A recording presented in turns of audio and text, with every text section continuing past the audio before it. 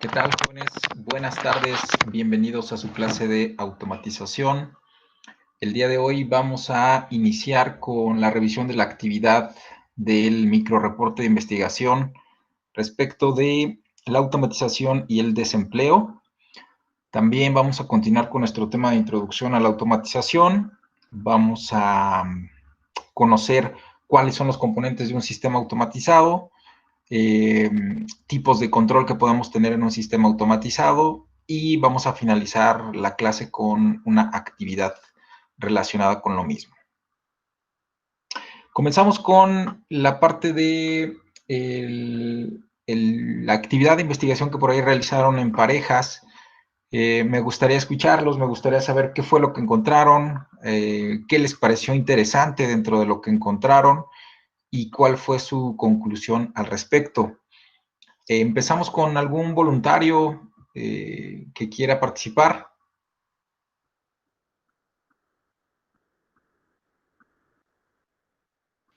Sí, profe, yo. Adelante, Jonathan. Bueno, yo en lo personal, he visto que últimamente con la evolución de la industria 4.0, que fue más o menos en lo que estoy investigando más, ya que la automatización creo que va más enfocada hoy en eso, hoy en día, y hay más información cada vez más sobre eso, la forma en la que automatizamos las formas de hacer las cosas para, ya sea para apoyar a los operadores o para sustituirlos. En el caso de apoyarlos, a veces considero que es una desventaja para algunos, porque así como va innovando la tecnología día con día, se van requiriendo ciertos conocimientos sobre ciertas tecnologías, sobre ciertos usos, y eso genera un poco de desempleo o que las personas ya no estén capacitadas para operar ciertas máquinas, por lo que se requiere un nuevo personal capacitado y algunas empresas no están dispuestas a pagar por esa capacitación, por lo tanto terminan este, despidiendo a algunos operadores para contratar a unos nuevos que vienen siendo los estudiantes y cosas así. Eso fue lo que se me hizo muy interesante. Muy bien, Jonathan, muchas gracias. En conclusión, ¿usted entonces opina que se genera desempleo? Exactamente. Ok, Jonathan, muy bien, muchas gracias, muy interesante su comentario. ¿Alguien más que quiera participar? Buenas tardes, profesor. A mí me gustaría. Hola, Marister, adelante. Buenas tardes, profe. Yo encontré que sí genera desempleos, pero en la forma en la que lo conocemos. Bueno, más hacia el sector que ejerce como actividades físicas y un poquito más de escritorio, pero porque así como tenemos un avance tecnológico, pues bueno, este avance tecnológico nos brinda beneficios a la vida cotidiana, pero al automatizar tantos procesos, generamos nuevos empleos, pero con especificaciones diferentes, podría decirse, porque la gente que se requiere para manejar el sistema automatizado necesita un nivel de estudios mayor al promedio que conocemos como posible para trabajar o tener un buen sueldo. Entonces, yo creo que sí genera desempleo, pero una nueva oportunidad de crecimiento. Yo lo veo así. Muy bien, María, muchas gracias, muy interesante su comentario. Ya por ahí empató un poquito con lo que decía Jonathan, que va a ser importante la capacitación en algún punto. Y algo interesante que mencionó ahí fue que sí se van a quitar algunos empleos, pero al mismo tiempo pues se van a generar otros ligados, obviamente, con las propias máquinas, ¿no? Para el mantenimiento de las máquinas, por ejemplo. ¿Quién más nos quiere compartir su opinión al respecto? Yo, profesor, Adelante, Santiago. Oscar, perdón. bueno, aquí coincido con mi compañera Esther, coincido con ella porque, bueno, en este caso, por ejemplo, la automatización llega a renovar muchos procesos, hay momentos en los que utilizas maquinaria y todo eso, se llega a ocupar, a reemplazar a personal, pero también generas un poco más de empleos, porque tienes que contratar un proveedor que te dé mantenimiento, más aparte hay que no sé, el que está operando la máquina. A lo mejor sí genera un poco de desempleo, poquito, pero se puede generar más también, como por ejemplo en los cajeros automáticos, que fue un ejemplo que vimos. En ese, creo que desaparecieron muchos lugares en puestos de bancos, en bancos, pero no se dieron cuenta que habían generado más fuentes de empleo en las personas que iban a llevar el dinero o darle mantenimiento a los cajeros, quién los iba a instalar, quién los fabricó. Ahí es cuando se dieron cuenta que generaba un poco más de empleo que lo normal. Muy bien, Oscar, muchas gracias. Sí, interesante ejemplo el que hace usted, el de los cajeros automáticos. Finalmente, pues los cajeros vienen a sustituir a los cajeros de carne y hueso, sin embargo, como bien comenta Oscar, pues hay detrás mucho trabajo, ¿no? ¿Quién más por ahí quiere participar? Yo, profesor. Adelante, Santiago.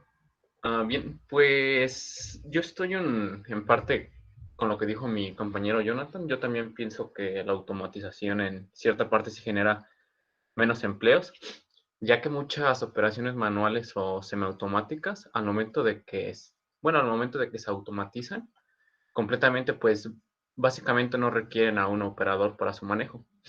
Al igual, siento que en demasiados procesos, bueno, ya sea en el sector de manufactura o en el sector automotriz, existe una cierta desventaja que conduce a un desplazamiento de puestos de trabajo en las áreas de trabajo. Un ejemplo podría ser, por ejemplo, en los procesos de manufactura, es que la automatización ha llevado a la productividad laboral mayor, que se necesitan menos trabajadores para producir la misma cantidad de piezas manufacturadas. Y también aquí siento que influye mucho como el compromiso, ya que pues una máquina tú la programas y al igual también existe un margen de error, pero siento que con un operador pues existe la distracción o existe la falta de compromiso, y esto hace que sí los puedan como, o sea, sí que ya puedan quitarlos y no sé, poner máquinas. Bueno, esto es lo que yo pienso, y sí, la verdad siento que sí influye mucho la automatización para generar menos empleos. Muy bien, Santiago, muchas gracias por su aporte. Eh, sí, en efecto, pues ya tenemos por aquí algunos que se van más por el lado del desempleo, otros que comentan que se generan algunos empleos. ¿Quién más quiere opinar al respecto? Yo, profe. Adelante, Gustavo. Bueno, dentro de la investigación que estuve realizando, me fui un poquito más a los porcentajes y descubrí que, bueno, estuve observando por ahí que lo único que se va a reemplazar o el porcentaje que va a ser sustituido o eliminado sería nada más un 14%. ¿Esto qué quiere decir? Que no se va a ver tan afectado el desempleo, más sin embargo, yo estoy a favor de los que dicen que se van a generar más, ya que pues los trabajos que van a estar sustituidos son solamente los que son repetitivos, los que se llevan de manera cotidiana, sin algún esfuerzo bueno, sí, que el personal se esfuerce a desarrollo de problemáticas.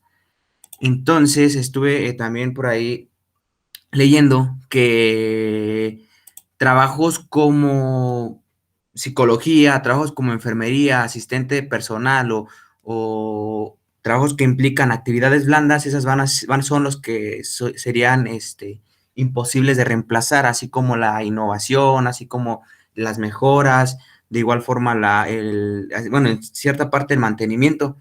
En un texto que me llamó mucho la atención fue de que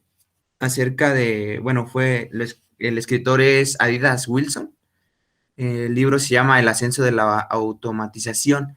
Él mencionaba tres categorías por las cuales serían divididos como tal los trabajos una vez que ya se automatice hasta su punto máximo, hasta que ya esté automatizado todos los procesos. Me llamó mucho la atención, bueno, se las voy a leer. Dice que es la gente que trabaja para las máquinas, la gente que trabajará con las máquinas y la gente que trabajará en las máquinas. Entonces, ahí nos dice que no, en ninguna parte nos está diciendo que las máquinas van a trabajar solas, siempre van a ocupar de alguien que las manipule, de alguien que las mantenga, que alguien que las programe. Entonces, yo estoy a favor de el aumento de todo esto, del aumento de trabajos. Yo dudo mucho de que disminuyan. O sea, van a disminuir, como le dije, trabajos que solamente son de oprimir un botón, de mover un objeto, así trabajos como muy vanos, por así decirlo. Muy interesante su comentario, Gustavo. Me gustaría que nos repitiera los tres puestos de trabajo que comentó otra vez, por favor. Sí, profe. Dice que la gente que trabaja para las máquinas, gente que trabaja con las máquinas y gente que trabaja en las máquinas. Ok, entonces para las máquinas, con las máquinas Y en y las y en las máquinas, ¿no? Correcto. máquinas. Muy bien, Gustavo, muy interesante su comentario. Por ahí, además de estos tres trabajos que comenta por ahí Gustavo, también comentó algo interesante y que es el tipo de empleos que se pudieran llegar a eliminar con la automatización. En primera fila, obviamente que pues están los empleos que requieren más de operaciones manuales, que requieren menos, por ejemplo, de la creatividad del humano, que requieren menos de conocimientos, por ejemplo, para llevarlos a cabo, ¿no? Eh, Esos son los que están en primera fila y son los que primero se van a ir descartando y primero va a ir absorbiendo la automatización. Y bueno, ya para ir dando un poquito cierre a esta actividad de discusión, comentarles que sí, digo, tienen razón todos los que acaban de comentar algo y de opinar al respecto. Muy interesante todo lo que dijeron tienen razón, porque efectivamente sí se van a quitar algunos empleos, pero al mismo tiempo se van a generar otros. Habría que ver cuál es la proporción de los que se quitan versus los que se generan, ¿no? La verdad es que ahí es un poco complicado de saberlo, solo el futuro lo va a decir. Pero, por ejemplo, si nos ponemos a pensar, imagínense lo que fue la primera revolución industrial. Platicábamos la clase pasada de la máquina de Watt, por ejemplo, la primera revolución industrial, la máquina de vapor. Imagínense lo que la gente pensaba en ese entonces, 1780. Pues la gente cuando llega a las máquinas piensan que todos se van a quedar sin empleo, ¿no? Por ejemplo. Y hoy, 250 años después, nos damos cuenta que no fue así, que sí, que las máquinas absorbieron ciertos empleos, pero que al final de cuentas se fueron generando otros y sigue habiendo empleo. Ahora bien, en el futuro, los empleos que se generen, pues obviamente requerirán de mayores capacidades del ser humano, requerirán, por ejemplo, de educación, de conocimientos, de creatividad. Entonces, se van a requerir sobre todo habilidades blandas, como por ahí comentaban, para estos empleos. Entonces, esta materia para ustedes es importante a futuro porque les va a permitir conocer un poquito respecto de qué es esto de la automatización, cómo se puede llevar a cabo la automatización, qué se puede hacer con ella, sobre todo qué se puede hacer con ella y que el día de mañana pues les sirva en un futuro como una herramienta, ¿no? También de ahí la importancia de esto. Ahora bien, si bien es cierto lo que acabamos de decir al respecto de que se van a generar unos y se van a eliminar algunos otros, hay que tomar en cuenta también la llegada, por ejemplo, de la inteligencia artificial que va a cambiar muchas cosas. La inteligencia artificial es como, digamos, un punto y aparte, o, ¿cómo llamarlo? Una piedra angular ahí, que va a cambiar inclusive, por ejemplo, el empleo para gente con educación.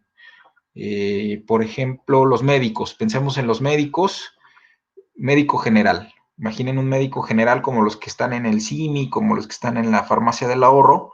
Pues esto está muy documentado ahorita, hoy en día que esos empleos, por ejemplo, van a ser eliminados por computadoras. Imagínense un futuro de aquí a 15 años, yo no me voy tan lejos, yo estoy pensando que serán dentro de unos 15 años, 20 máximo, que ya vamos a encontrar, vamos a ir al consultorio y en lugar de encontrar a la persona, vamos a encontrar una pantalla frente a nosotros, nos va a tomar la temperatura, nos va a tomar una fotografía de la garganta, inclusive nos puede tomar una muestra de sangre, va a analizar los síntomas, va a analizar todo y perfectamente nos va a diagnosticar. ¿Por qué? Porque las computadoras son muy buenas en eso, de hecho son mejores que nosotros para tomar datos, analizarlos y generar respuestas, generar diagnósticos. Entonces, cuestiones como ese tipo, pues demuestran que nadie se salva, que el día de mañana con la inteligencia artificial, que va a ser un jugador ahí muy importante y que puede cambiar el juego a favor de la automatización, pues nadie se va a salvar. Por otra parte, tenemos la ironía de que empleos como por ejemplo el del estilista de la esquina que corta el pelo, pues alguien va a ser muy difícil de sustituir por un robot. O sea, para que llegue un robot que corte el pelo, yo creo que pasarán unos 500 años, quizás, no lo sé. Primero tendría que haber un inversor que le interese crear este robot. Segundo lugar, es bien complicado que un robot hoy en día, por ejemplo, corte el cabello. Llegarán, sí, pero yo creo que llegarán mucho tiempo después, y primero se irán eliminando algunos empleos que requieren de conocimientos, por ejemplo, les decía, el médico general, abogado también, por ejemplo, etcétera, ¿no? Se vienen cosas un poco interesantes ahí con respecto a la inteligencia artificial y bueno, pues habrá que ver, pero definitivamente que es bueno saber un poquito del tema y que es bueno informarse al respecto. Es por esto que yo les comentaba desde la clase pasada que este curso que ustedes van a tener es de los más importantes que tienen en la carrera. Espero que lo aprovechen y que lo disfruten también. Bueno, ¿algún último comentario al respecto antes de continuar? Profe, Sí, adelante, Andrea. yo nada más quisiera compartirles un video. Bueno, yo soy más de cosas visuales, entonces encontré un video en inglés, pero me llamó mucho la atención acerca de todos los puntos que trata usted y mis compañeros. Igual y ahorita no nos da tiempo de verlo porque dura como 11 minutos, pero sí quisiera como dejarlo en el chat porque pues a mí sí me impactó mucho el video y pues sí explica como muchos puntos acerca de yo creo que lo que vamos a ver en la materia. Entonces no sé si me dejaría compartirlo. Excelente, Andrea. Sí, si quiere también colocarlo y comentarnos un poquito al respecto, cuál es la fuente del video, de qué se trata un poquito nada más ahí, si quieren un par de minutitos resumirlo y si no quiere compartir también en el chat. Sí, pensaba compartirlo en el chat para que no interrumpiera la clase y ya si después nos sobra tiempo o si después cada quien quiere verlo, pero sí habla como muchos puntos de los que vimos y creo que es un poquito interesante. Excelente, Andrea, muy bien, pues compártanoslo y lo vamos a estar viendo entonces.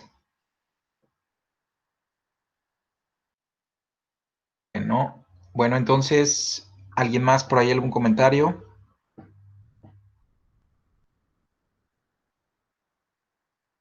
Ok, bueno, entonces vamos a continuar con el temario, vamos a continuar con la clase como tal. Estoy compartiendo ahí pantalla, estoy compartiendo PowerPoint. Y bueno, lo primero que vamos a ver hoy en la clase es qué compone a un sistema automatizado. Ya definíamos la palabra automatización la clase pasada. Decíamos que la automatización es básicamente poner a las máquinas a hacer nuestro trabajo. Dábamos un pequeño repaso en la historia de la automatización, veíamos que está más presente que nunca en nuestra vida diaria, más presente de lo que pensamos y que sin ella la vida sería muy, muy diferente, ¿no? Bueno, el día de hoy vamos a revisar qué compone un sistema automatizado, vamos a hablar un poquito del control de los sistemas automatizados y vamos a realizar una actividad al respecto. ¿Qué compone un sistema automatizado? Para responder esta pregunta, valdría la pena analizar qué compone a un sistema no automatizado. Por ejemplo, si tuviéramos un sistema en el cual tuviéramos que controlar el nivel de un tanque y tuviéramos a un operador que estuviera haciendo ese trabajo, por ejemplo, que el operador evitara que se desbordara el tanque o evitara que se quedara, por ejemplo, sin agua. Tendríamos lo que es el tanque, tendríamos una válvula que controla el flujo de agua hacia el tanque y tendríamos al operador. El operador como tal hace uso de 3 elementos, por así decirlo, para poder realizar el control del nivel. En este caso, tenemos primero la vista del operador que detecta cómo se encuentra el nivel del tanque, en primer lugar, ¿no? Entonces, tenemos la vista que detecta cómo se encuentra el nivel del tanque. En segundo lugar, tenemos el cerebro del operador que recibe la información de la vista y que en función de la información que recibe toma decisiones. Por ejemplo, abrir la válvula si está muy vacío el tanque o cerrar la válvula si ya está muy lleno, ¿no? Por ejemplo. Esta información o esta decisión se la comunica a los brazos que son los que actúan sobre la válvula y por lo tanto sobre el tanque para evitar que se derrame o que quede muy vacío. Entonces, recapitulando, tenemos 3 elementos, que es la vista, que es el elemento que detecta cómo se encuentra la variable que estamos controlando, el cerebro, que es el que toma la decisión, y los brazos, que son los que actúan sobre la variable como tal. En automatización, en un sistema automatizado, básicamente tenemos los mismos 3 componentes, solo que les llamaríamos de una manera diferente, pero en realidad son exactamente los mismos 3 componentes. Vamos a tener un elemento que está sensando cómo es que se encuentra la variable, que serían los sensores. Podemos tener, por ejemplo, un sensor de nivel, un sensor de temperatura. Estos sensores se comunican a su vez con la computadora o controlador, y es la computadora o controlador la que toma las decisiones en función de la lógica que le hayamos programado nosotros, y esas decisiones se la comunica a los actuadores, que son los que van a actuar sobre la variable. Un actuador aquí, por ejemplo, pudiera ser un motor. Imaginen que tenemos un motor acoplado a la válvula, el motor gira y cierra la válvula, o la abre, por ejemplo. O pudiera ser una electroválvula simplemente que abra y cierre, ¿sí? Como las que usábamos en neumática, el cuatripasado, donde nada más le mandamos una señal y la válvula abre o cierra. Entonces, en resumen, un sistema automatizado va a contener básicamente estos 3 elementos: nuestros sensores, que son los que nos indican cómo se encuentra la variable que estamos controlando. A esto también se le llama instrumentación. Actuadores, que pueden ser, por ejemplo, motores, válvulas, luces, resistencias eléctricas, etcétera. Vamos a hablar de ello un poquito más adelante, que son los que modifican la variable que estamos controlando. Y por último, tenemos la computadora o módulo lógico, que es la que va a tomar las decisiones, ¿no? Recibe la información de los sensores, toma decisiones en función de la lógica que le hayamos programado y le comunica estas decisiones a los actuadores. ¿Okay? Entonces son estas 3 componentes. Ahorita vamos a ver en un diagrama cómo es que estos interactúan un poquito más a detalle. ¿Preguntas aquí mientras van copiando?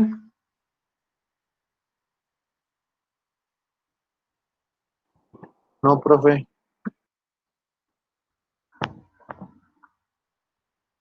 Bueno, entonces les doy unos segundos nada más y vemos el diagrama.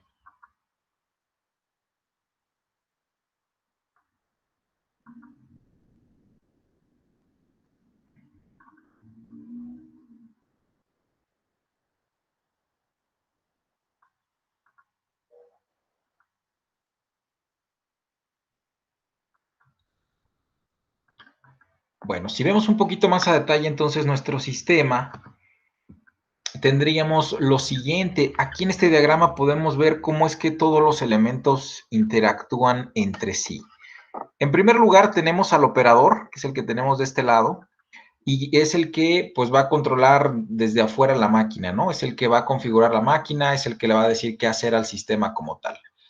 Entre el operador y el sistema de automatización como tal, o la máquina como tal, existe algo en medio que se llama interfase hombre-máquina, o en inglés Human Machine Interface, también conocido como HMI. El HMI básicamente es la interfase que me permite comunicarme con la máquina. Por ejemplo, ejemplos de HMI. En una máquina CNC, la HMI serían todos los botones, todo el tablero con botones que nos permiten controlar la máquina como tal. Nos permiten darle la información de entrada a la máquina para que la máquina funcione. En un automóvil, por ejemplo, la HMI sería la palanca de velocidades, el cuadro de instrumentos, los pedales, todos los botones, ¿no? Todo aquello que me permite comunicarme con la máquina para que la máquina haga lo que yo pretendo, ¿ok? Esta HMI entonces recibe la información de entrada, por así decirlo, o sea, es a donde entra la información, y se conecta directamente a la computadora. Entonces la computadora recibe del usuario la información a través de la HMI de lo que tiene que hacer, ¿ok? Al mismo tiempo, esta computadora, además de recibir la información de lo que tiene que hacer por medio de la HMI, recibe también la información de los sensores. Se fijan, los sensores están detectando cómo es que nuestro sistema se encuentra. Por ejemplo, si estuviéramos en el ejemplo del nivel, pudiéramos tener sensores de nivel que detecten cómo es que se encuentra el tanque, está lleno, está vacío, ¿no? Esta información se la comunica directamente a la computadora. Ahora, si se fijan, aquí tenemos dos caminos de comunicación entre el sensor y la computadora. Esto se debe a lo siguiente. Hay un camino directo que viaja desde el sensor hacia la computadora. Recordemos que las computadoras, el lenguaje que entienden y con el que se comunican es el lenguaje digital, unos y ceros. Una computadora no entiende otra cosa que no sean unos y ceros, no entiende nada más. Entonces, si el sensor se comunica de manera digital con unos y ceros, pues perfectamente la computadora lo va a recibir y lo va a entender. Pero si el sensor es un sensor ya no es de tipo digital, sino de tipo analógico, en donde vamos a tener un valor continuo en el tiempo, por ejemplo, imagínense un sensor de temperatura. Un sensor de temperatura no me va a mandar unos y ceros, un sensor de temperatura me va a mandar un valor, por ejemplo, 24.7. Ese valor de 24.7 yo no se lo puedo mandar directamente a la computadora porque la computadora simple y sencillamente no lo va a entender. Yo tengo que transformar ese valor de 24.7 a una cadena de unos y ceros, que sería lenguaje binario, para que la computadora lo entienda. Es aquí donde entran los convertidores analógico-digitales. Por eso es la AD, significa analógico-digital, que estaría transformando la señal analógica, por ejemplo, del sensor de temperatura, a una señal digital, que son unos y ceros, para que la computadora pueda entender la información. Ahora, cuando la computadora recibe la información, la compara con la entrada, que es la entrada de información que yo le di, y entonces le comunica las decisiones a los actuadores. Si se fijan aquí, la comunicación va en este sentido. Los actuadores reciben las órdenes del controlador y actúan, por eso se llaman actuadores, actúan sobre el sistema. De nuevo, aquí tenemos dos caminos de comunicación entre la computadora y el actuador. ¿Por qué? Porque podemos tener actuadores digitales o actuadores analógicos. Si el actuador es digital, es decir, entiende de unos y ceros o solamente funciona como un 1 y 0, pues ya la hicimos, porque la comunicación se va a dar directo entre la computadora y el actuador. Sin embargo, si el actuador es de tipo analógico o si lo pretendemos controlar de manera analógica, entonces vamos a necesitar un convertidor digital analógico que transforme la señal de la computadora, la señal digital, a una señal analógica para que el actuador pueda actuar sobre el sistema. Ejemplo de los dos controles. Ejemplo de los dos controles para que quede más claro. Una lámpara, por ejemplo, imaginemos que estamos controlando una lámpara de manera automática. Una lámpara yo la puedo controlar de las dos formas. La puedo controlar de manera digital, pero también la puedo controlar de manera analógica. ¿Cómo sería el control digital de una lámpara? Muy sencillo, el control digital de una lámpara solamente sería prenderla o apagarla. Por ejemplo, si le mando un 1 a la lámpara, que la lámpara se prenda. Si le mando un 0 a la lámpara, que la lámpara se apague. Ese sería el control digital, solamente o prendido o apagado, dos estados. Si, por ejemplo, me interesara hacer un control analógico de la lámpara, ahí ya no solamente sería prender o apagar, sino que ya pudiera yo tener el control de la intensidad de la lámpara, como si tuviera yo una perilla, imaginen una perilla como la del volumen, en la que yo voy subiendo la perilla o voy moviendo la perilla, y la intensidad de la lámpara va aumentando, aumentando, aumentando o disminuyendo. Ese sería un control analógico de la lámpara. Si me interesa por alguna razón hacer ese control analógico, forzosamente necesito el transformador de digital a analógico para que los unos y ceros de mi computadora los transforme, por ejemplo, en un valor de voltaje en especial y que ese valor de voltaje en especial le llegue a la lámpara para poder controlar la intensidad, ¿no? Por ejemplo, le voy mandando 5 volts, 5.1 volts, 6 volts, la lámpara estará modificando su intensidad, ¿de acuerdo? De esta manera controlamos al sistema. Aquí me gustarían sus preguntas o sus dudas, por favor.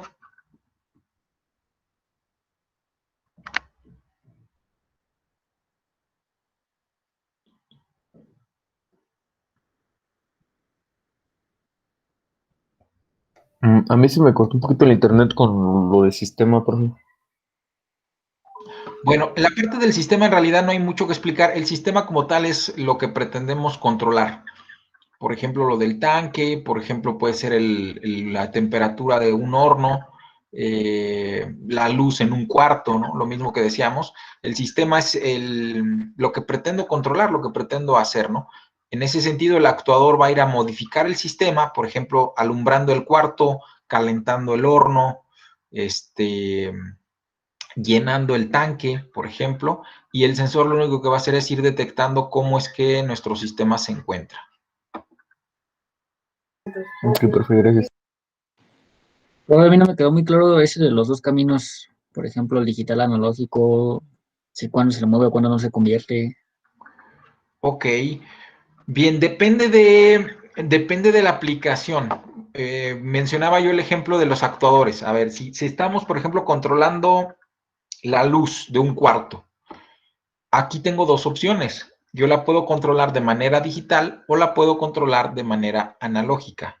Comentaba yo que de manera digital solamente es prender y apagar la luz. O sea, yo puedo controlar la luz en el cuarto y simplemente o la prendo o la apago. La prendo o la apago. Ese sería un control digital porque nada más tengo dos estados. Uno, prendido, cero, apagado. En cambio, si por alguna razón me interesara controlar la luz, pero de una manera todavía un poquito más específica, más a detalle. Si me interesara, por ejemplo, controlar la intensidad de la luz en un cuarto, pensemos que en este cuarto estoy cultivando alguna planta que requiere de una cantidad de luz en especial, de una lámpara UV, por ejemplo, pues entonces ahí necesito, ya no vale la pena nada más, o ya no vale nada más prenderla y apagarla. Yo sé que ahí necesito darle una intensidad en especial de luz, entonces tengo que inyectarle un voltaje en especial al foco, por ejemplo, 60 volts, 5 volts, 5.2 volts, o sea, yo puedo moverle a la intensidad. En ese caso, forzosamente requiero del convertidor de digital a analógico, porque la computadora va a mandar unos y ceros, pero los unos y ceros necesitan convertirse en un valor como tal para la lámpara. Esos unos y ceros necesitan convertirse en 5.1 volts, 6 volts, etcétera. Entonces, es aquí donde sucede esa conversión hacia analógico. No sé si resuelva ahí su duda o si quiere que también lo expliquemos acá con los sensores.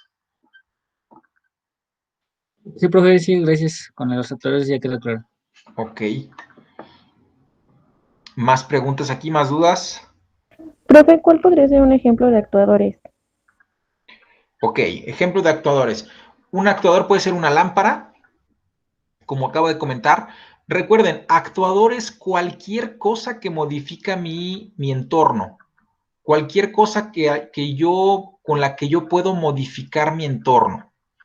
Por ejemplo, una lámpara puede ser algo con lo que yo modifico mi entorno. ¿Por qué? Porque al final de cuentas lo estoy alumbrando o no.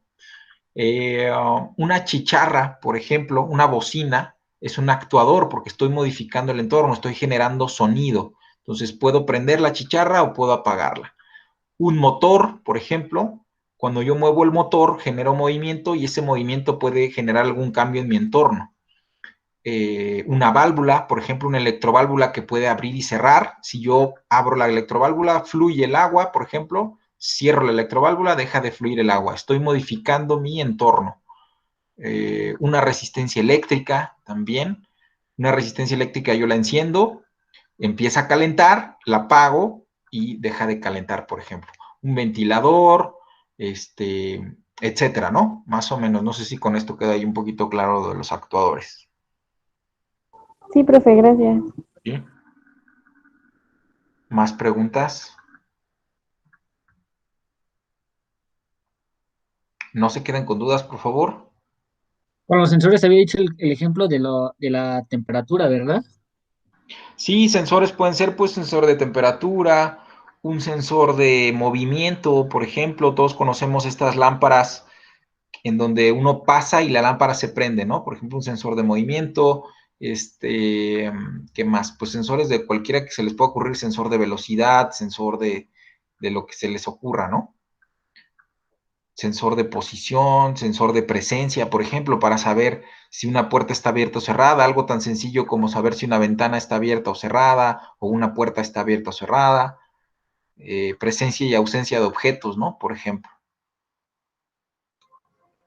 Profe,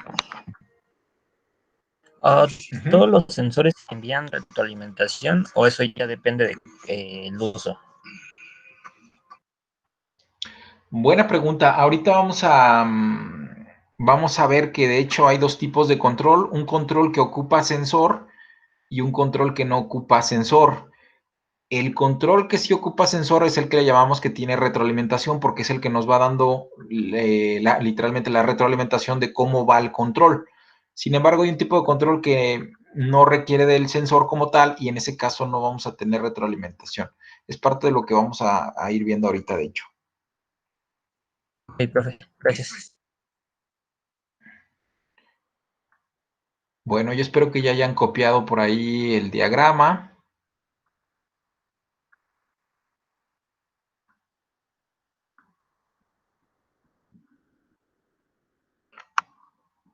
Y bueno, vamos a platicar un poquito, nos vamos a centrar en esta parte.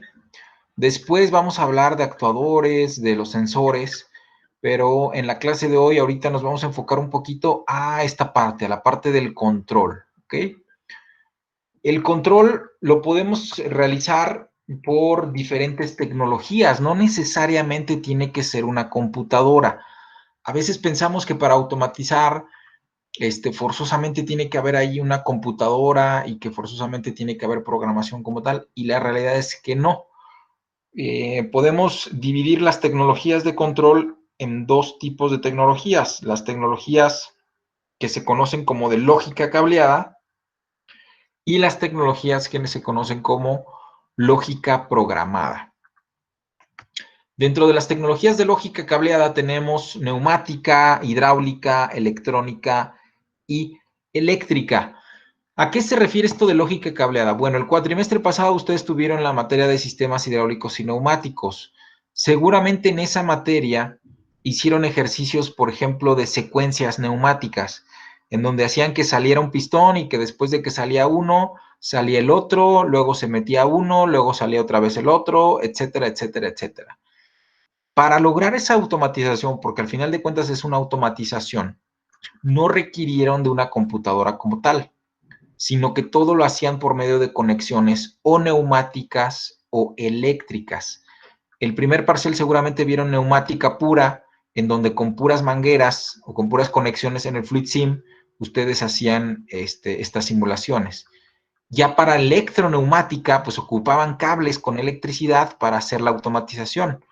Sin embargo, en ningún momento intervino una computadora como tal. Lo mismo sucede con hidráulica, que son mangueras que en este caso tienen aceite en lugar de aire. Y en electrónica lo mismo. Seguramente a lo mejor hicieron alguna práctica y se acuerdan en electrónica con compuertas, compuerta AND, compuerta OR, conectaban sus circuitos y con esos circuitos ustedes obtenían una salida al final, ¿no? Todo eso es lógica cableada. Por otro lado tenemos lógica programada. Aquí, como su nombre le indica, sí, forzosamente tenemos que programar un elemento. Puede ser una PC, una computadora como la conocemos todos, o sea, una PC me sirve perfectamente para automatizar.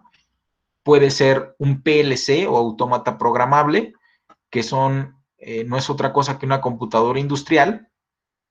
Son computadorcitas muy pequeñas y que son las que se utilizan a nivel industrial.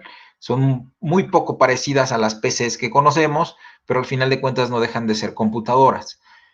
Y finalmente también pudiéramos usar microprocesadores o PICs, pueden ser Arduino, por ejemplo, para lograr automatizar algo. El chiste es que ese elemento es el que va a hacer la parte del control.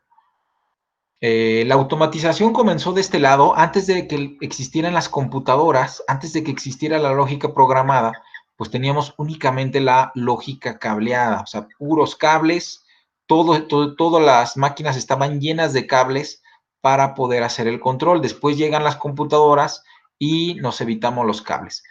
Sigue existiendo obviamente la lógica cableada, o sea, no porque tengamos ya computadoras dejó de existir esta lógica cableada, no, sigue existiendo muchísimo la lógica cableada por muchas razones, porque es más económico, porque pues si la aplicación, por ejemplo, no exige demasiada sofisticación, pues se puede hacer perfectamente con lógica cableada, ¿no? Se puede ahorrar uno el dinero y no meterse en tantos problemas si es que la aplicación no lo exige como tal, ¿no?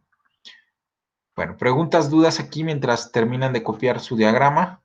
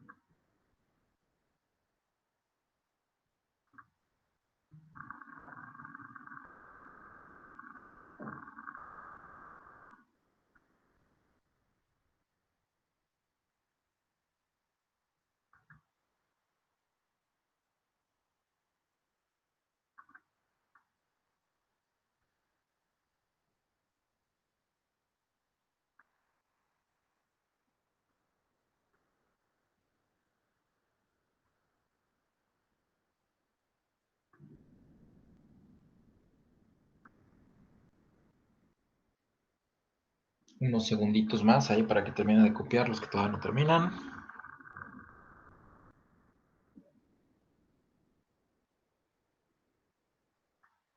Recuerden que todo esto, lo que vayan haciendo sus apuntes, pues lo van a poder consultar de nuevo cuando hagamos el examen.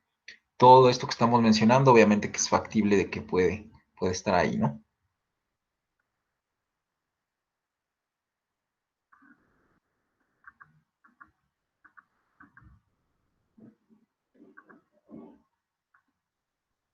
Bien, seguimos.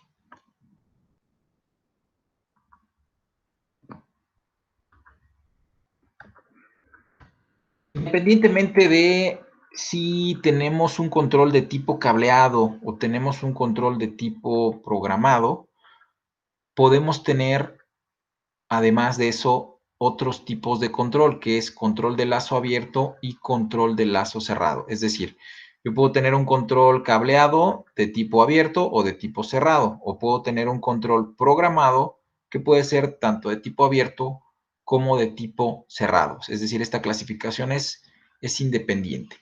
Vamos a ver ahorita a qué se refiere esto de lazo abierto, a qué se refiere esto de lazo cerrado, y vamos a ver algunos ejemplos. Empezamos con el control de lazo abierto. En el control de lazo abierto, si quieren, primero explico aquí el diagrama y ahorita les doy allí unos segundos para que copien. En el control de lazo abierto vamos a tener lo siguiente. Vamos a tener la señal de entrada, que es la orden que nosotros le damos al sistema. Al final de cuentas, recuerden lo que decíamos del HMI, que el operador se comunica por medio de la máquina, o más bien por medio del HMI para poderse comunicar con la máquina. En este caso tenemos la señal de entrada, que es la orden que pretendemos, que es lo que pretendemos que haga el sistema. El sistema recibe esa orden, el controlador recibe esa orden, la procesa y al final tenemos una salida. Repito, nosotros le damos la orden, que es la señal de entrada al sistema, el sistema recibe la orden, la procesa y genera una salida, ¿ok? Este es el control de lazo abierto. Un ejemplo más concreto de lo que acabo de explicar es el que tengo aquí abajo. tenemos una señal de entrada que es la temperatura, una temperatura, por ejemplo, que deseamos. Vamos a tener el elemento controlador que recibe la información de lo que nosotros pretendemos, que por ejemplo pudiera ser una válvula que regula el flujo de gas, por ejemplo. Esa válvula se comunica con el quemador, obviamente, y el quemador pues va a generar una flama de cierto tamaño. Si es mayor o si es menor, o sea, si es mayor la temperatura, pues la flama será más grande. Si es menor la temperatura que pretendemos, la flama será más pequeña. Y al final de cuentas, a la salida lo que obtenemos, pues es una temperatura generada, ¿no? Imaginen una perilla de una estufa que está graduada de 0 a 100 grados, por ejemplo. Uno puede poner o girar la perilla en 60 grados, que es la temperatura que deseamos. La válvula va a permitir un cierto flujo de gas, el quemador va a generar una flama de cierto tamaño y al final de cuentas vamos a tener una temperatura que se genera. ¿Serán los 60 grados que pretendíamos o no? En el control de lazo abierto no lo podemos saber porque no hay ningún elemento que nos retroalimente, que nos diga cómo vamos para saber si vamos bien o si se está generando el control que pretendemos como tal, ¿no? Aquí simplemente nosotros damos la orden, el sistema la ejecuta, pero no hay nada que nos asegure si estamos llevando bien el control a cabo o no, como tal, ¿no? Bueno, ahorita vamos a platicar de unos ejemplos para que quede un poquito más claro. Preguntas aquí con control de lazo abierto. Mientras van copiando, ahí les doy un par de minutitos para que copien.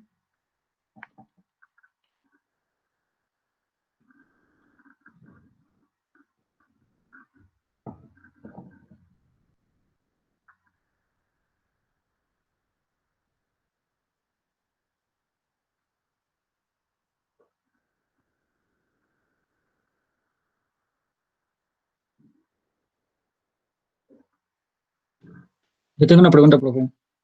Dígame. Si en este caso nada nos asegura de que se esté cumpliendo o la orden hacia el 100%, entonces, ¿en qué nos basamos para su confiabilidad del proceso? Sí, buena pregunta. No nos podemos basar prácticamente en nada. O sea, no queda más que confiar en que el sistema está haciendo su trabajo. Y ahora bien, qué bueno que pregunta esto, porque ustedes dirán, bueno, ¿y cuál es el chiste de esto? O sea, si no me garantiza que estoy ejerciendo el control, ¿cuál es el chiste? Bueno, pues el chiste es que si la aplicación no lo exige como tal, o sea, no es una aplicación muy crítica, no es una cuestión muy crítica, pues a lo mejor no conviene gastar en un sistema más sofisticado que nos diga o que nos retroalimente, ¿no? Por ejemplo, ahorita les voy a dar algunos ejemplos y vamos a platicar un poquito al respecto, pero más bien depende de la aplicación. Si la aplicación no lo exige como tal, pues a lo mejor no vale la pena invertir en algo más sofisticado, que sería un control de lazo cerrado, en donde sí tendríamos la retroalimentación, ¿no? Entonces, más bien depende de la aplicación, que es lo que vamos a platicar ahorita.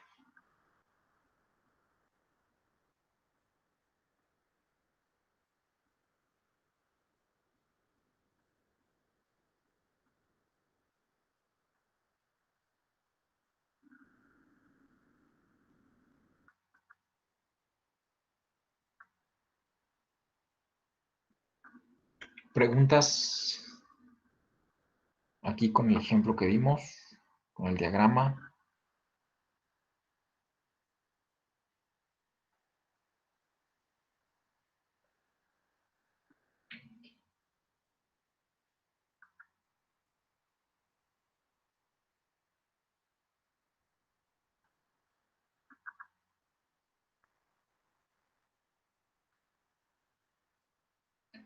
Bueno, algunos ejemplos de control de lazo abierto.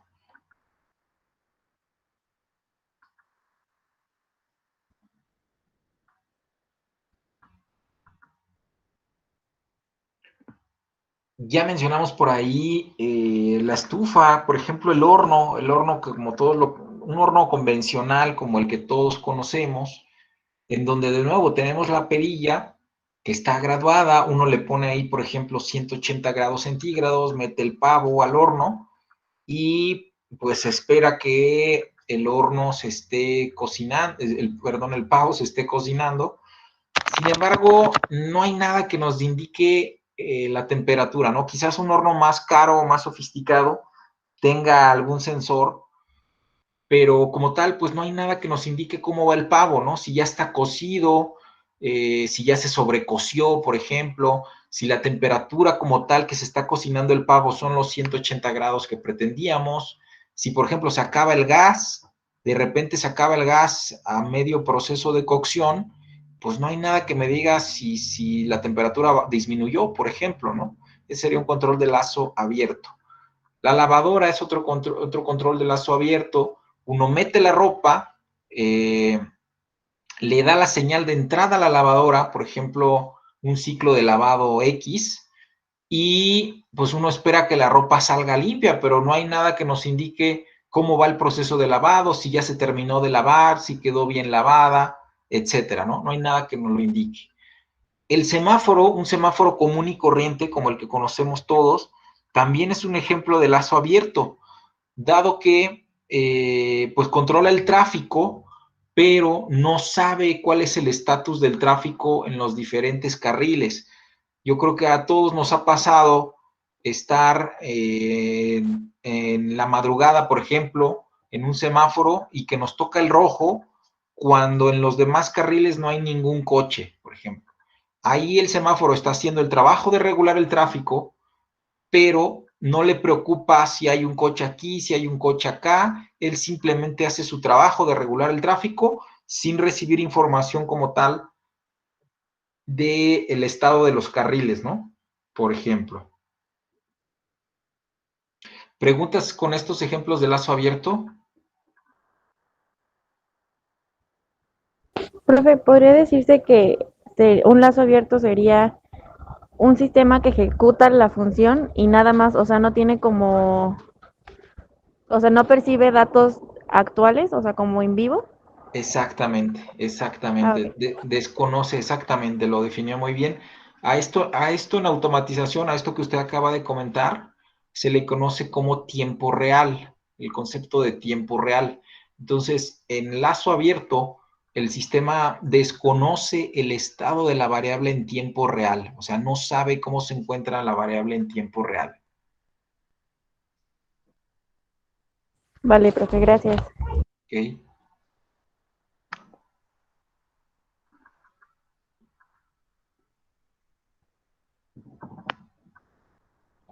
Bueno, anoten por ahí los ejemplos nada más, o sea, anoten ahí lavadora, y sobre todo también anoten el por qué, lo que les explicaba yo del por qué, porque a lo mejor después no se van a acordar de por qué la lavadora era lazo abierto.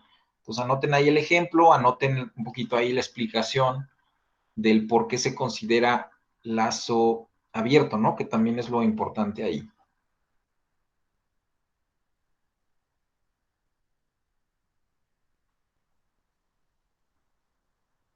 Compañera, ¿podrías repetir otra vez tu definición, por favor? ¿De cuál de todas o de qué hablamos? ¿De lazo abierto o de qué? A ver, Sí, definición. del lazo abierto de que dijo que lo había definido muy bien, que no lo pude notar. Ah, ok. El tiempo real, sí. En el caso del lazo abierto, repito ahí lo que comentaba por ahí su compañera, que comentaba muy bien, es que en el lazo abierto, el sistema desconoce el valor de la variable en tiempo real. Desconoce el valor de la variable en tiempo real. O sea, no sabemos cómo se encuentran, por ejemplo, en el caso del horno, la variable sería la temperatura. Lo que estamos intentando controlar es la temperatura. Y en este de lazo abierto no sabemos cómo va la temperatura, ¿no? Entonces desconoce el valor de la variable en tiempo real.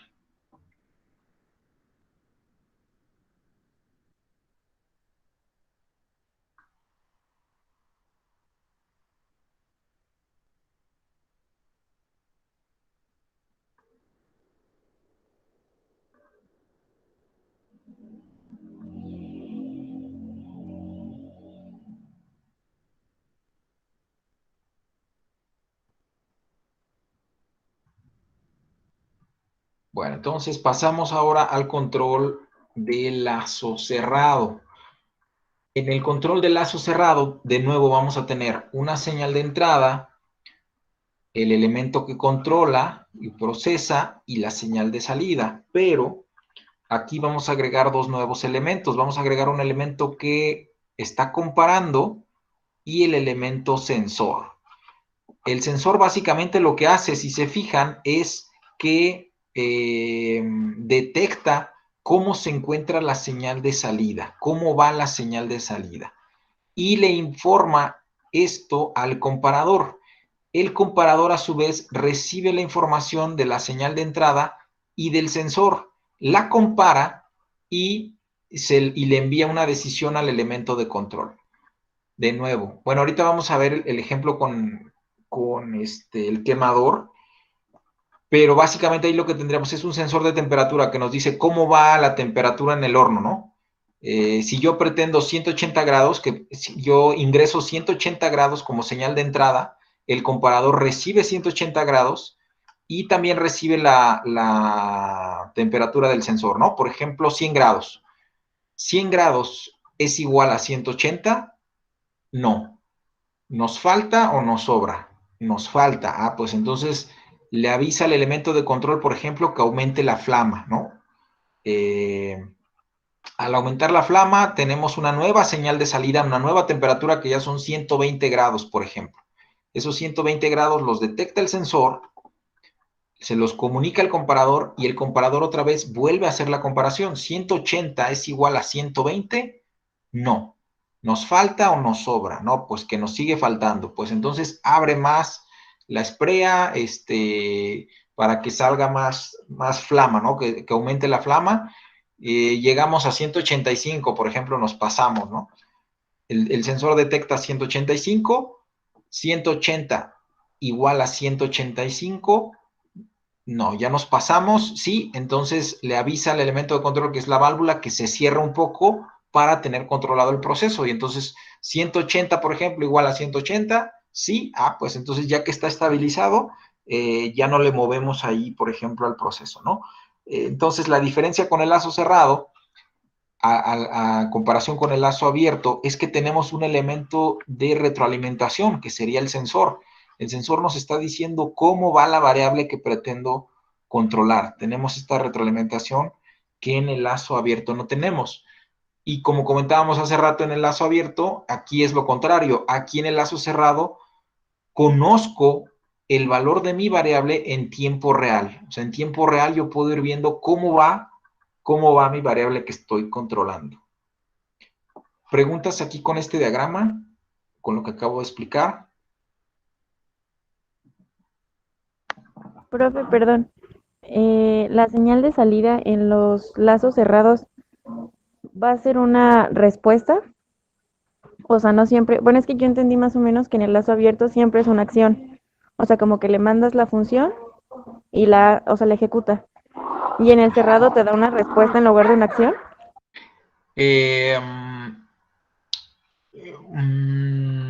Es lo mismo, o sea, es lo mismo. La señal de salida prácticamente es la misma.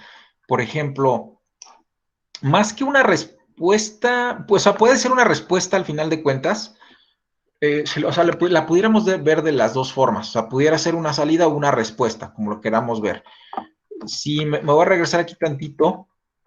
La señal de salida es la temperatura que se genera al final de cuentas. Observemos aquí, tenemos una temperatura que deseo, el control y el actuador que me van a ayudar a obtener la temperatura que deseo, y la salida o respuesta, como lo queramos llamar, es finalmente la temperatura que se genera. Si es igual a la que pretendo o no, pues eso es totalmente independiente. El chiste es que yo voy a obtener una salida, sea buena, sea mala, pero siempre voy a obtener algo al final, ¿no? Que en este caso, si estoy controlando temperatura, pues va a ser una temperatura, buena o mala, no lo sé, pero siempre va a haber algo. Y lo mismo sucede con el lazo cerrado, es idéntico, solo que ahora aquí tengo algo que me está detectando cómo va mi temperatura o cómo va mi salida, a diferencia de en el de abierto, en donde no tenían nada que me dijera cómo iba, aquí sí ya tengo algo que me dice cómo va, un sensor que ya me va diciendo, vamos bien, caliente, frío, etcétera, etcétera.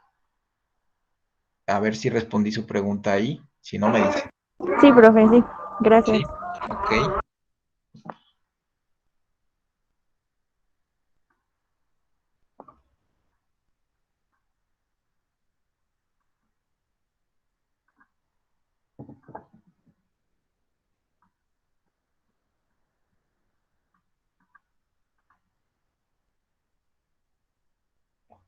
Bueno, yo espero que hayan copiado por ahí el diagrama. Y mismo ejemplo, fíjense, mismo ejemplo del quemador con la temperatura, aquí está, pero con el sensor, ¿no? Tenemos lo mismito que teníamos en el lazo abierto, se fijan aquí, la entrada de la temperatura que deseamos, la válvula, el quemador, y a la salida tengo una temperatura que se genera, esa es mi salida, una temperatura. Repito, puede estar por arriba de lo que pretendo o puede estar por abajo de lo que pretendo. Ahora aquí tenemos un sensor que va captando cómo se encuentra mi salida, cómo va mi temperatura. Esa información se la comunica a un comparador y el comparador va tomando las decisiones en función de cómo vamos, ¿no? Si está muy caliente, pues abre más la válvula, si está muy frío, etcétera. Perdón, si está muy frío abre más la válvula, si está muy caliente va cerrando la válvula, ¿no? Entonces, a esto se le llama retroalimentación. Tenemos una retroalimentación que nos va indicando cómo va mi salida, cómo va, cómo lo estoy haciendo, ¿no? O cómo lo está haciendo el sistema, lo está haciendo bien, lo está haciendo mal, qué tenemos que hacer para controlar mejor todavía la temperatura, por ejemplo, ¿no?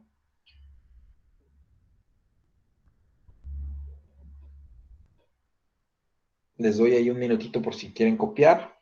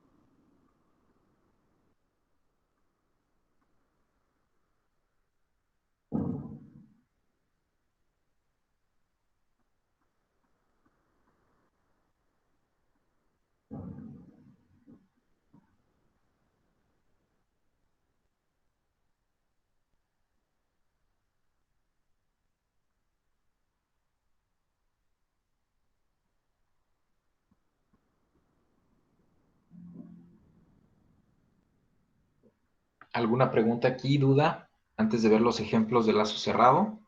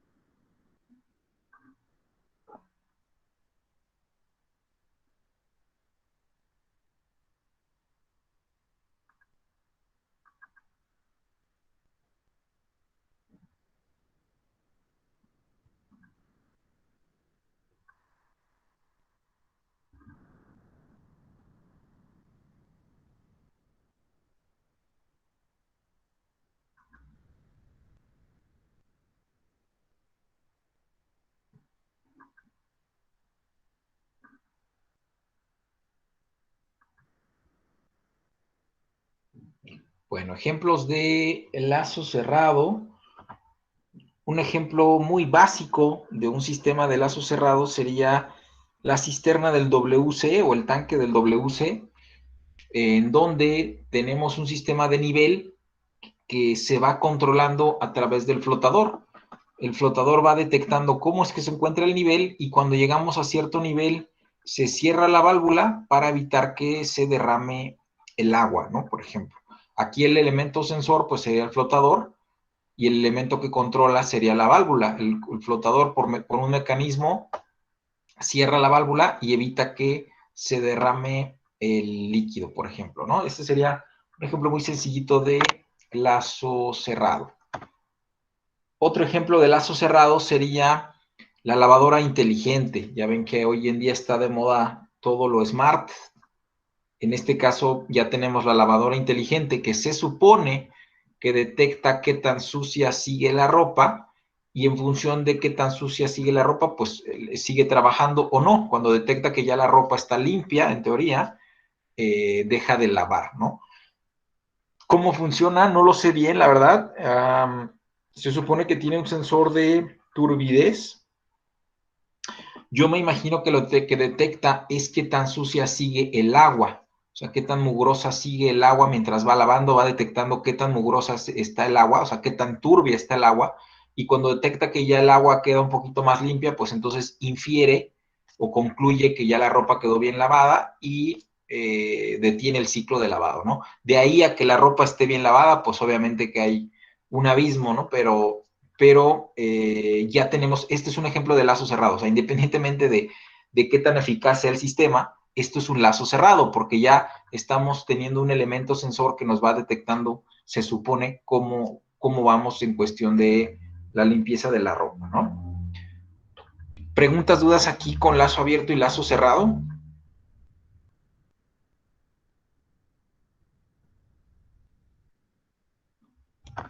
Profe, ¿Sí? ¿el calentador eléctrico de agua entraría en el lazo cerrado? Calentador eléctrico de agua. A ver, puede haber varios. Está, por ejemplo, hay unos que son como boilers, que se colocan en la pared, que son como boilers y que son eléctricos.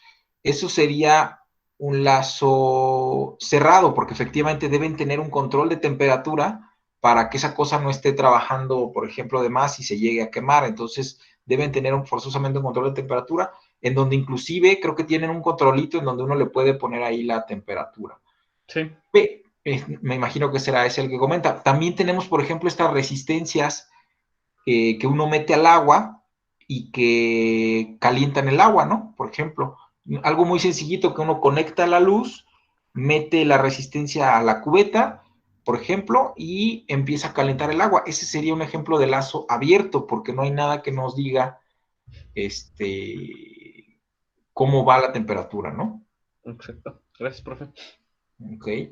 Bueno, para amarrar ya bien esta parte de lazo abierto y lazo cerrado, les voy a pedir que hagamos lo siguiente, una pequeña actividad de 10 minutos en parejas o equipos de 3, como quieran hacerlo. Los equipos los pueden armar ahorita por WhatsApp o por Google Meet, pueden armar su sesión aparte o pueden contactarse ahí ustedes por WhatsApp. Van a investigar, por favor, o van a definir 3 ejemplos de control de lazo abierto, diferentes a los que hemos mencionado, 3 ejemplos de control de lazo cerrado, y van a dar una pequeña conclusión respecto de cuál les parece mejor y por qué, en dado caso, ¿no? Vamos a dar, repito, 10 minutos, organícense por medio de WhatsApp o por medio de Meet, como ustedes quieran. Si quieren ahí organizarse también por medio del chat que tenemos ahí en la clase, adelante, como ustedes gusten. El chiste es que trabajen ahorita en equipos. Voy a dar 10 minutos para que por ahí hagan su listita. No es necesario que la hagan en Word o en estos, nada más es que la tengan ahí a la mano, porque les voy a preguntar ahorita de manera aleatoria a algunos de ustedes para que me vayan dando sus respuestas. Vamos a dar 10 minutos exactamente y regresamos para concluir la clase con esto. ¿Preguntas, dudas?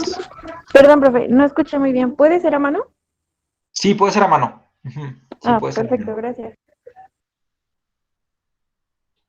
¿Preguntas, dudas con la actividad? Ok, 10 minutos. Regreso con ustedes para preguntarles de manera aleatoria y con esto cerramos la clase.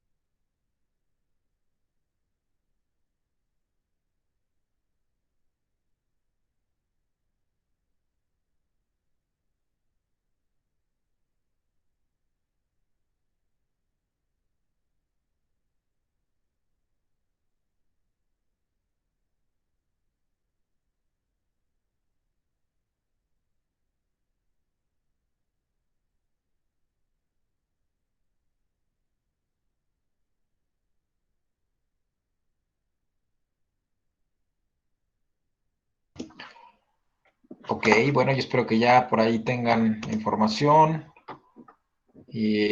Vamos a ver aquí de manera aleatoria. Josef, Alan, ¿qué encontró por ahí? Sí, profe, en la primera Yo, profe. pregunta, Ok, adelante, María Esther. Vamos a darle chance. ¿Mismo equipo o equipos diferentes? María Somos Esther. equipos diferentes, supongo. Ok, bueno, vamos a dar entonces chance a María y después usted, José. Creo que necesitaba unos minutitos, entonces le damos esos minutitos que necesita. Dígame, María Esther, ¿qué encontró por ahí? ¿En cuál de los dos es mejor o los ejemplos? Todo. Los ejemplos y su conclusión. Bueno, este, yo considero que el lazo cerrado es mejor porque obtiene, bueno, al obtener resultados en tiempo real, al final se obtiene un resultado eficiente porque se ocupan la menor cantidad de recursos para tener el resultado esperado y yo considero que es mejor. Ok. ¿Y En los los ejemplos? en ejemplos de lazo abierto encontré una caldera, secador de manos y el grifo de agua. Ok. Ujú. Y En lazo.